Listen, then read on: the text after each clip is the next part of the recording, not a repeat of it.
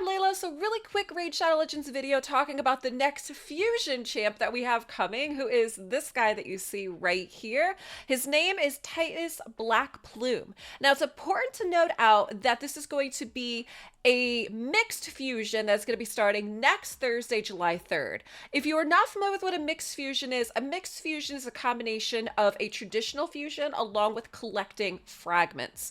So oftentimes these tend to be a little bit trickier for most people, a bit more difficult. So you might want to start, conserving your resources now if you think you want this guy. Right off the bat, we are going to see he's a legendary void. Now, I don't recall the last time we had a void fusion, so go ahead and drop me a comment down below. Is this the first time, or, have we had one in the past before? I honestly don't remember. So we have that he's a legendary defense-based void champ. And the whole idea is he's supposed to be a versatile tank who brings some value to both PvP and PvE. And he has this signature passive, which triggers on his A3, which we're going to talk about in a moment. And it automatically applies a whole bunch of defensive buffs to allies, providing strong reactive protection when it matters most. So the idea is A2 is supposed to give some bonus effects when he's under a shield. Passive ramps up some damage over time, so thinking he'll be good for like Hydra and Chimera. And A1 also gives allies a chance to lock out enemy targets. So here is this guy. We're going to talk about his A1 is Ravenblade. So attacks has a 40% chance of placing block active skills. The effect cannot be resisted if Titus is under a shield buff. Whenever an ally counterattacks, teams up with allies to attack and instantly activates a skill. Also has a 40% chance to place blocked of act skills, debuffs for 2 turns on the target enemy. If there's multiple champs, only one will be active as usual. And then we do see the percentages for what the booking is going to bring these percents to, right, for damage and for the buff debuff chance. His A2 is called Student of War, where it's a 5-turn cooldown. Attacks an enemy. This attack always crits if this champ is under a shield. This champ also gains a damage boost equal to the value of the shield. He also removes all debuffs from all allies if the target is killed.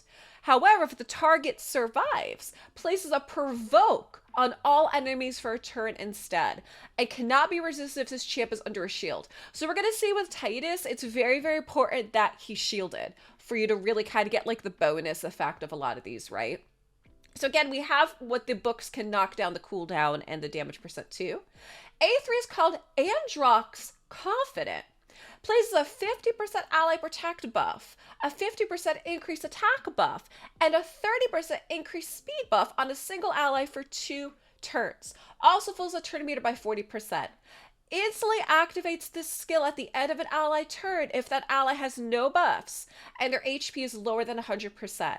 If there's multiple champs, only one can be activated. So we're going to see it's a 5-turn cooldown. Now, what's interesting with this is the Banner Lords, one of the Banner Lord mythic champs actually is Androck, who happens to be the guy that turns into a lion. So I'm curious how this works in. Like, they don't actually say it's a companion ability with the mythic, but now this makes me wonder, like, with his lore story, if there's something a little bit deeper in there. So now I'm curious. And his design does look pretty cool. I mean, the way that his armor and everything is, this is a bit flashier than kind of what we're used to with Banner Lords, right?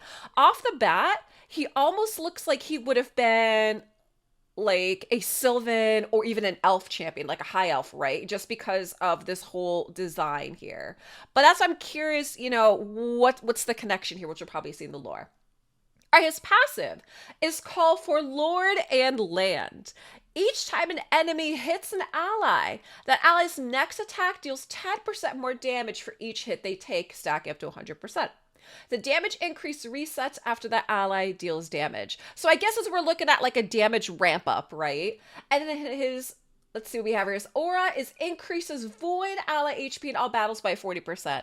I'm not too fond of the fact that the aura is void specific, instead of just being ally HP in all battles by 40%. But that's what we got. So guys, this is the new mixed. Remember, he's going to be a mixed fusion that is going to be coming next Thursday, July 3rd. Drop us some comments down below. What do you think about him? Are you excited? Do you think you're going to go for him?